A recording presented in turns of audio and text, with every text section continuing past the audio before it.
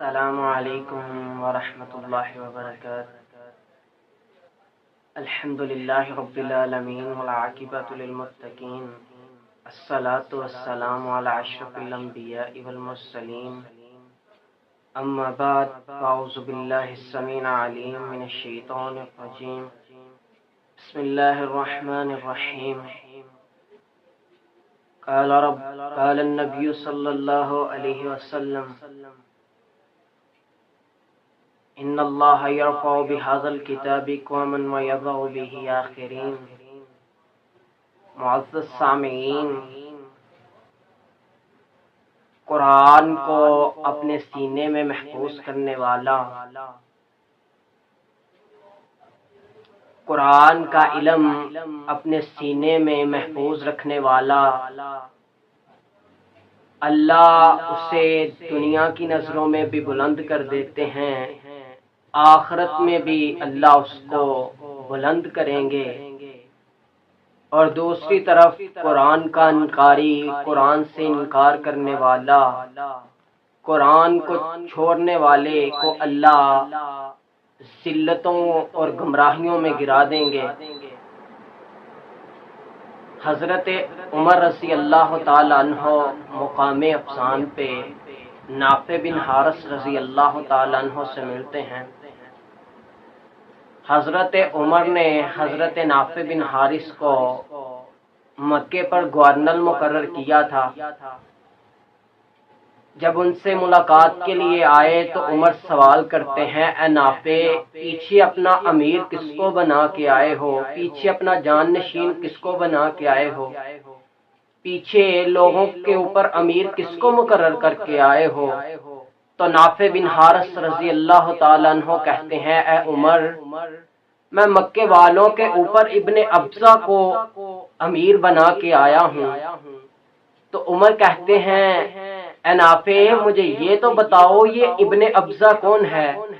نافع رضی اللہ تعالی عنہ کہتے ہیں، اے عمر، یہ ابن ابزہ ہمارے آزاد کردہ غلاموں میں سے ایک غلام ہے۔ تو عمر کہتے ہیں، اے نافع، لوگوں کے اوپر ایک آزاد کردہ غلام کو امیر بنا کے آگے ہو؟ تو نافع آگے سے کہتے ہیں، عمر، وہ قرآن کا علم جاننے والا ہے، وہ عالم الفرائض اور فرائض وراثت کو سمجھنے والا ہے، وراثت کا علم رکھنے والا ہے۔ تو عمر تڑپ کے کہتے ہیں، لوگو، تمہارے پیغمبر نے سچ کہا تھا، ان اللہ یرفع بہذا الکتاب قوما ویضع به آخرین۔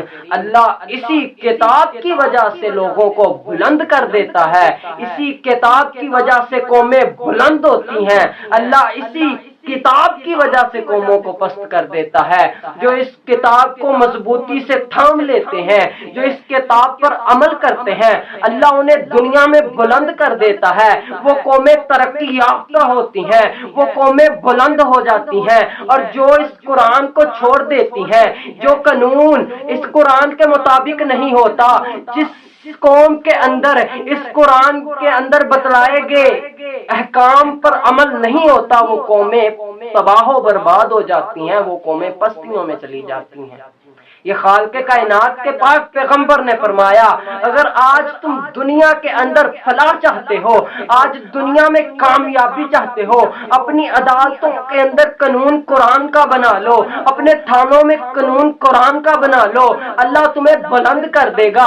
اور ایک طرف دیکھیے نا سرداران مکہ کو، قرآن کو نہیں پڑھتے تھے، ایک طرف آزاد کردہ غلام ہے، دوسری طرف سرداران مکہ ہیں، مکے کے سردار ہیں، ابو جہل ہے، عتبہ شیبہ ہے، عبداللہ بن ابی ہے، ابو لہب ہے، ان کے بارے میں رب کا قرآن کہتا ہے، تبت یدا ابی لہب، ابو لہب کے ہاتھ کٹ گئے، ابو لہب برباد ہو گیا، ابو لہب کو اس کا مال جہنم کی آگ سے نہیں بچا سکتا، یہ قرآن کہہ رہا ہے۔ دوسری طرف آزاد کردہ غلام ہے اور وہ مکے کے اوپر امیر مقرر ہے۔ یہ نبی کی حدیث سچ ثابت ہوئی، ان اللہ یرفع بہذا الکتاب اقواما ویضع بہ آخرین، اللہ اسی کتاب کی وجہ سے قوموں کو بلند کرتا ہے، اسی کی وجہ سے قوموں کو پست کرتا ہے۔ ہم نے اس کو چھوڑ کے سرداران مکہ والا رویہ اپنانا ہے یا اس پر عمل کر کے ابن ابزہ جیسی عزتیں پانی ہے؟ جو اس کو پڑھتا ہے، اس پر عمل کرتا ہے، اللہ خالق کائنات اسے دنیا میں بھی عزتیں دیتے ہیں، آخرت میں بھی عزتیں دیتے ہیں، اور یہ قرآن آخرت میں اس کی حفاظتیں کرے گا، اللہ سے سفارشیں کرے گا۔ پاک پیغمبر نے فرمایا ان الصیام والقرآن یشفعان العبد یوم القیامہ، ایک روزہ اور دوسرا قرآن کل قیامت کے دن، روزہ اپنے رکھنے والے کے لیے اور قرآن اپنے پڑھنے والے کے لیے کل قیامت کے دن اللہ سے سفارشیں کرے گا۔ اے اللہ، یہ مجھے دنیا میں رہ کے پڑھتا تھا، یہ دنیا میں میری تلاوتیں کرتا تھا، اللہ اس کو آج عزتیں عطا کر، اس کو جہنم کی آگ سے آزادی دے کر جنت کا داخلہ نصیب فرما۔